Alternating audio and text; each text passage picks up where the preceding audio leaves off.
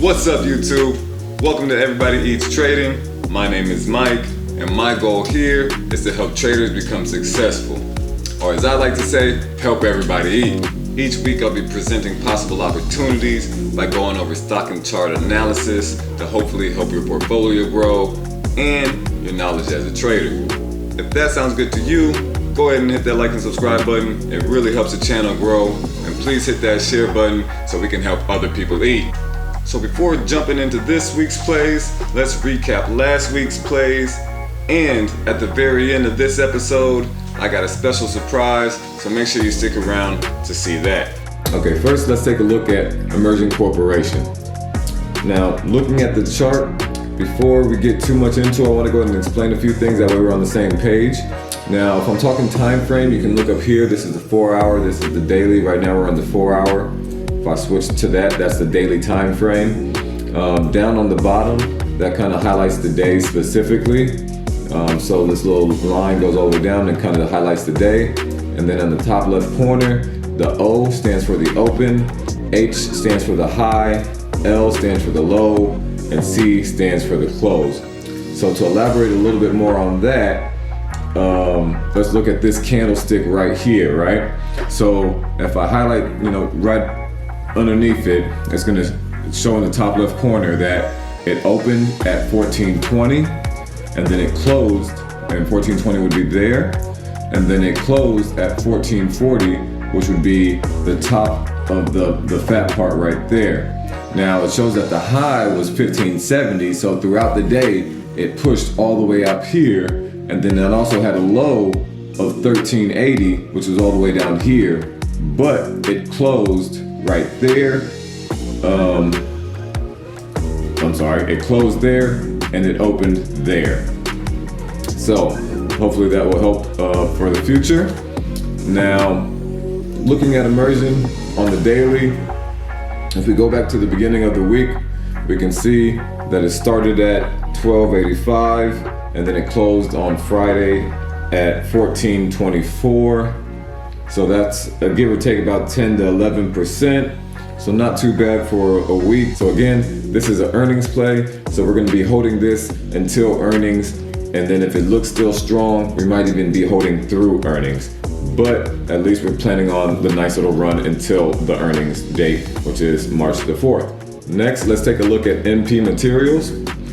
So looking at the chart, we can see that at the beginning of the week here, it started out at 29.63 and closed on Friday at 32.25. So that's for a gain of about 8%. Again, this is an earnings play, so we're gonna go ahead and hold this, and their earnings is estimated to come out sometime between February 10th and the 12th. Last, let's go ahead and look at CleanSpark. Looking at their chart, at the beginning of the week, they opened at 27.44. And then on Friday, they closed at 32.07, and that's for a gain of about 21%. Now this is an overreaction play due to the short sell article that was released on the 8th. And then ever since that got released, the stock kind of fell down. But again, if you have your conviction in your company, if you do your due diligence and you know your information, then definitely don't, disregard the short seller report. Definitely look at it and see what they're talking about. But if the information is very vague, if it doesn't have any specific points, which this one did not, then you can go ahead and disregard it. And this is just somebody that's trying to drop the price down. So in the long run, this is, a great opportunity to buy the dip and then wait for the recovery back up to around 42. So not bad for our first week. But again, traders, if you're out there and you're trying to, find your own positions, remember, you want to find good setups. You don't want to just buy in randomly. You don't want to blindly buy something just because it gets beaten down. And you don't want to jump in something just because you see that it's having a nice run. What could happen is if you buy the dip, it can continue to keep dipping. Or if you buy something when it's on a run, right when you jump in, the steam could run out, people take profit, and then the stock has a pullback. Now you're stuck holding the bag, hoping for a recovery. Both of these scenarios suck, so make sure you do your research, Do your due diligence, know what you're getting into so that you have a solid plan. And then if it doesn't go right, you have an exit plan so that you cut your losses at a minimum. Okay, the first company I want to talk about is Nano Dimensions. Looking at their page, Nano Dimension is a company that provides 3D printing machines for the creation of additively manufactured electronics. In a nutshell, they can create additive electronics, AEMs, with their 3D printing machine, and this is the Dragonfly. Now an AEM, additive manufacturing electronics, that's all these little guys, right? All the small little components that go inside your devices, and they're in everything, right? So research material, aerospace, defense, medical, autonomy. So almost every field that you can think of, every industry that you can think of, Nano Dimension could technically help or create circuits for. Recently, Nano Dimension has been getting a lot of attention, or hype, however you want to call it, due to ARK Invest and Cathie Wood taking a liking to this company and taking a relatively large position. And generally, wherever Cathie Wood goes, a lot of people are, quick to follow. But the company has been taking advantage of this hype as well, and they've been doing a lot of share offerings just to cash in on all of this hype as well. If we were to scroll all the way back to September, I could highlight 6 different share offerings, but I'll just go to December. Let's just look at December. And then there's been 3 since then, right? So if we go to December the 4th, or a little bit before that, everything was going good, and then news came out about the offering, and then you kind of had a sell-off day here, red day with volume there, and a nice price drop, gap down, right? So it closed here at 744, and then the next day it gapped down to 659. Now, wasn't bad because investors took that as a good time to re-enter and get their positions, so the price recovered fairly well. But then you get around to the 22nd and they have another offering, and you see the strong selling and another sell-off or gap down, not as big as the first one, and eventually, and same thing happens, investors cash in on this. And then on the 13th, here we go, same thing, another thing. It had a huge, great day, and then when the news came out about the offering, we just had a nice little pullback of about 9%, and then ever since then it's been off to the races. But it's been a little bit too long, and I can tell you now that there's already going to be another offering. If we come back to the page, go to their investors, let's go to the SEC filings. Here we're going to look at this F3 filing. On the 4th, this was filed. If we pull up the PDF, we can see that they have another offering already going in the mix. Here we can see another offering. So now that we know that there's another offering coming up, what's the play here? Well, if the trend follows how it has been, then we can kind of expect there to be a price drop, which, not saying that it's at a bad point now, but something lower would be even better. Personally, I have about a $20 to $25 price target on Nano Dimensions, but with this possible pullback that could be happening, easily try to get back up to that $17 range, right? So looking at the chart, if we're here, if we have a nice little pullback to maybe here, right, to about $13 where the offering is saying that's about to be, then that would be a nice recovery from here back up to our highs of around 17. So that's the play for Nano Dimension. Okay, so my second pick for the week is going to be Aqua Bounty Technologies, ticker symbol AQB. Looking at Aqua Bounty's website, a better way to raise Atlantic salmon, a delicious way to feed the world. Aqua Bounty's innovation land-based farms combined with the expertise in genetic engineering, are the answers to rapidly increasing global demand for high quality seafood. So what they do is they genetically modify their salmon, and instead of going from egg to harvest in 28 months, they're able to go from egg to harvest in 18 months. So speeding up the process, which saves them on feed. So that's a cost saver, but it also allows them to produce 70% more salmon than a competitor in the same time span. Now personally, I'm not a big fan of GMO, but I do know 70% more salmon means 70% more revenue. Now, looking at their investor presentation, we can see that they're trying to expand globally. And recently, they did field trials in Brazil and Argentina, or got regulatory approval so that they can go ahead and move forward full time. So that's next. They're trying to do the same thing in Israel, and then the real big one is going to be in China.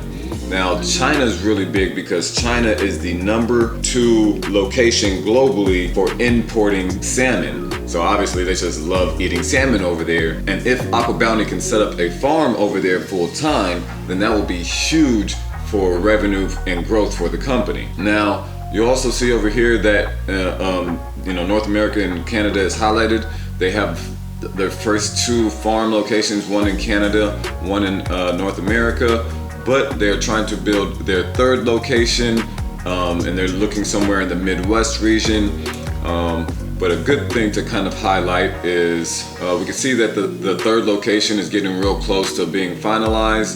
They're looking in the Midwest section over here. Now that's important because the other 2 locations that they have only hold about 1,000 to about 1,200 metric tons of water.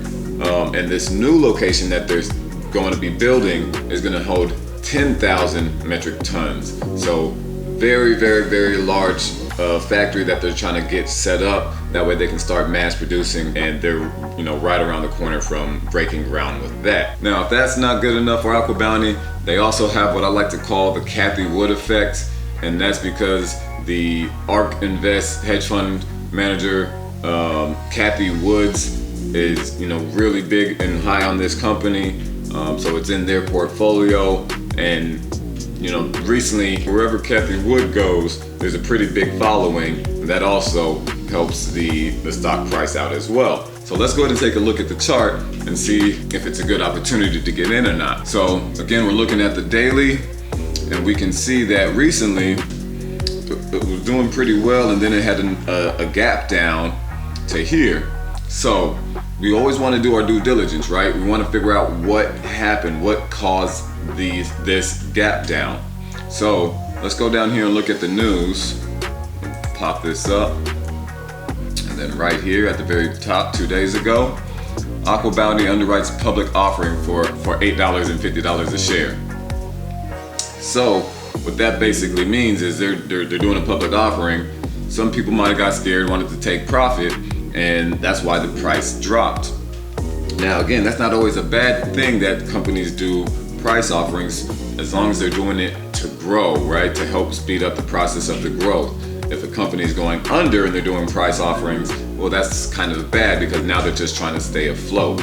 So with this price offering, I'm not really seeing it being a bad thing, especially since they're probably just trying to incorporate more money for their new location that they're going to be building. So with that being known, with this price drop here, and we know that they're gonna, they're already looking to get regulatory approval in China. They have the nice little Kathy Wood effect. This has, with this price action pull down, I'm not saying it's a nano dimension and it might have that same run back, but there's a lot of good things going for this company. Personally, I see this as a good buying opportunity to start a position. Now, as far as price targets or anything like that, one easy price target that we can kind of set is getting back to the all-time high. So we can go ahead and get back to this 1332 here, which would be a nice little return. Or if we know we have these catalysts that are coming up as well, then that could push us past that to the $15 range. So Short term, I can easily see this getting to $15 with a nice entry point right about now. So that's gonna be my second pick for this week. Aqua Bounty Technologies, ticker symbol AQB. Okay, now my third play for you this week is T2 Biosystems, ticker symbol TTOO. T2 Biosystems is a biotech company that makes medical devices, and one of the medical devices that they make helps detect sepsis within 3 to 5 hours instead of days. Now, I'm no medical expert, but I did work security at a hospital for a while. So one, shout out to all my Metro fam. Miss you guys, hope everybody's doing well.